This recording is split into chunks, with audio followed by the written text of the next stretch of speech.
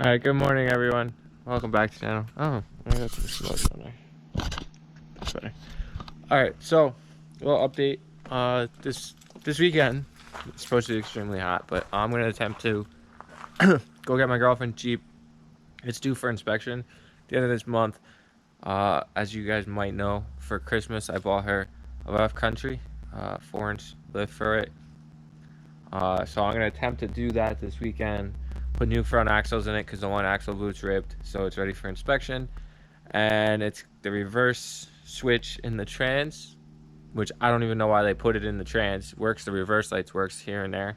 We had a problem with it last year. It almost failed, but the guy told me if I got the reverse lights to come on and he saw it, he would pass it. So God, by the grace of God, I went out to the parking lot, threw the car in reverse, and the lights came on after he already failed it. And he put a sticker in it. So I bought a micro switch.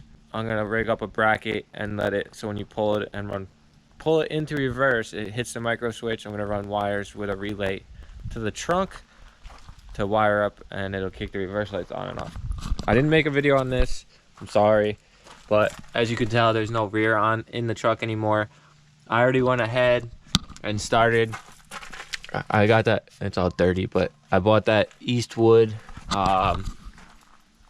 rust encapsulator, the textured. So I got that all done. Well, not all done. I got the whole passenger side frame rail almost all the way up. I pulled this off the truck, the running board, and just like quickly did it. It came out pretty good. I mean, it's got some, I gotta do some touch-ups, but it came out pretty good. I gotta figure out what color I want to paint the calipers and the caliper carriers, because I'm gonna do it. It's a part. Plus with my crazy offsets on the rims, you looking at the back of the truck, you see the calipers, almost all of them. Pretty mad. So I came out here one day during the middle of last week, I don't remember, and like heated up the outer U-bolts to just try it, and I got both out. So I just ran them back down, and then I was like, all right, well, now I know what I gotta do. I just gotta heat it up. Yeah. So I snapped one clean off. My last bolt, actually, all the other U-bolts are out. The last nut broke off, got stuck, and wouldn't move anymore, no matter how much heat I put in it. So I ordered, because I have 3-inch blocks. The truck's already lifted 3 inches with a core lift. So it's done by springs, not blocks. Definitely springs. So I ordered, because it's got an add-a leaf in the rear. So I ordered a long time ago 3-inch spacer blocks to the front, because I was tired of them rubbing with the offsets. So I never put them in because the truck was pretty level already. Like the back's just at a smidge too higher than the front. So I ordered 2-inch blocks with 16 3/4 U-bolts. I needed 12-inch U-bolts, or what? Those are 12-inch U-bolts. I needed a little bigger. So the next step up from the company I ordered them from was 16 3/4, I think. Yeah, because it's got 14 1/4 axle tube, so it's a little harder. So a little thing. This is an 11.5-inch rear. They come in 3 5/8 axle tube, or 4 1/4. I have the 4 1/4 ones, which they run either or on the dualies, but mine's more successful. Like they use mine more in a dually setup, which is crazy to think that. I wonder if I can just put dual wheels on it, but I don't think I can. So this, my girlfriend and I loaded, and I have this, which I wish I had when I did it, but somehow, some way, I figured out how to get the rear up in the air and get it in a bit of a pickup truck, which is her and I. That's sitting down at Kelly's Automotive. I dropped that off Wednesday. I haven't heard anything, so maybe we'll hear something today about it. Hopefully it gets done really soon, because I'd like to get it thrown back up in the truck and get this thing moving. I need to move it forward. I still got to order the pads and rotors for this, but this is not what we're here to make a video about. Today we're about to make a video about my girlfriend's Jeep. So I'm probably just gonna walk. She was supposed to drop it off for me yesterday, but I've been getting up crazy hours and passing out. Last night I passed out at like 5:30, almost 6 o'clock, and slept till 6 o'clock this morning. So I'm gonna take a walk to go get it, and then when I get back, I'll pick up the video and we'll go over everything and start the process. All right, so I'm already back. I already got the Jeep up. I already got this shock out and the lower sway bar link disconnected. I'm gonna jump on doing the other side.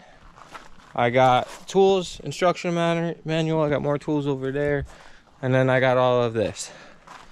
So this box is our springs. This box is all the nuts, bolts, brackets, drop brackets, new lower control arms. I think they're the new lower. They might be uppers, but I think they're the lowers. New bush spacers, 4 new shocks, and then those are the new axles. I'm not gonna open the springs because you don't need to see those right now. So I already jumped right into it. I'm gonna try to time lapse some of it and talk about it as I go along, I guess. I don't really know. All it is I gotta undo these 2 bolts for the bottom of the shock, the bottom sway bar bolt, and then come up here, take that nut off. But the shocks are pretty new, so they come right off. And then I lower the axle. I have jack stands. I'm kind of really sketched out working in rock driveways, so I have 2x12s set down. I wish I could use my 6 tons, but they're under my truck. So I'm supporting it. I have the wheel there. God forbid something happens, and I'm supporting it with 2 floor jacks. I'm supporting the axle with 2 floor jacks, so that way I can control it a little better and I can raise and lower it as I need, which will help me get these springs in and out also. So I'm gonna get this apart, get the axles or the springs out, and then I'll continue. I'll pick back up with you guys. Okay, so it's day 2. I got the front lifted. As you can tell, it's quite a big difference from the back. Ran into huge complications, didn't really record much. So the driver's side pocket or spring perch was rotted out. So I ended up having to do some repair. I had some leftover sheet metal from an old project. I cut out a round circle, cleaned up the area, welded a new patch, put a new riser in the center to hold the rubber bushing, which is actually quite funny. I used one of my old inner races from the truck and welded it in. So we got that all done. I got the front all lifted. So we're pretty far along, I guess. Right now I'm about to set up. I gotta climb underneath and lower the cross member down, and then I gotta install these spacer blocks in with new bolts on the outers and move the outers to the inner. So I'm gonna do that, and then I gotta move. So all that's left, I already did these. Why I had the wheels off is I gotta do the new steering stabilizer bracket, set all that up, and then I think we just move to the back. Yeah, so we're moving along. We're about to get some bad weather today. They're calling for some thunderstorms later on at like 3-ish. I closed off pretty early yesterday. Well, not pretty early. It was like 6 o'clock. It started to thunder real bad, and then it started to rain. So I was just trying to get all my stuff up and out. I don't know if you guys are interested in this. So the GTI, what the hell? I got taken out by a branch, I guess, last night or this morning. I got bored, and I wanted to change up the interior a little bit. So I wanted to try my hand in wrapping. So, I mean, it didn't come out too bad. So it's blue metallic carbon fiber wrap. I did pretty good, I think. I just don't know how to lay it down in or seam it. I didn't look up any videos. This is just me trying to do something different. So I think it came out pretty good. I like it like this with the black. It's a nice contrast. And then I did this, but this ripped the plastic actually ripped putting it back together last night. So no big deal. It looks better. It's a nice change. I want to do my vents too. And then the radio surround, I did this. It's in the house. I had a spare one, but I don't know if I'm gonna put it in yet. But enough of the GTI. We're gonna get set up and start on this. All right, So a little update. These 3 bolts, let's get you in there. The 3 bolts that hold this, I don't know how well you guys can see, but there's 3 bolts that hold this ball joint in for the upper rear. Those are a nightmare. For whatever reason, the factory decided they wanted to deadlock these, which made them fun to get out. Plus, you don't have like a lot of room to work in there, let alone swing a wrench. After I got one out completely, like bruised my palm, but whatever. I found that it was easier just to heat like the bolt housing where the bolt goes into, and then they walked right out. So I got the other 2 out with relative ease. It just takes some, it's a little time consuming. So I got that back together. Now I gotta install the bump stops, the new sway bar drops.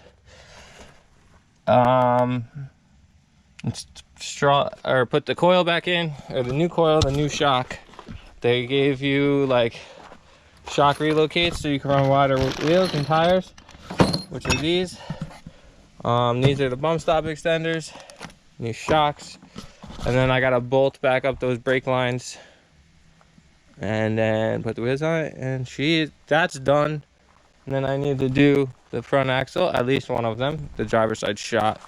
And then we're gonna have to get tires, because these tires are small, especially for the lift.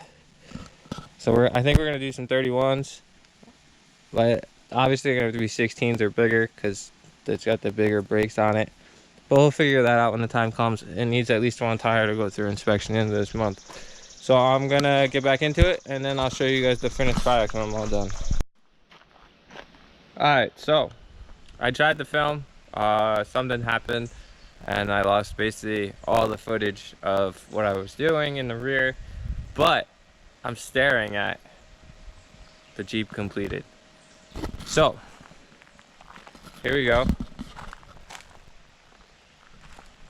So we're gonna do new wheels and tires. The only thing I don't like is it actually hitting. It does hit, so that's all the noise I hear. That bolt hits, so I gotta find a shorter bolt for the sway bar. But other than that, there she is, all completed, boys. So I still gotta do the axle, and I still gotta do the trigger micro switch for reverse. I'm gonna do that. I'm gonna do that this week. It's just too hot. It's supposed to rain a little later.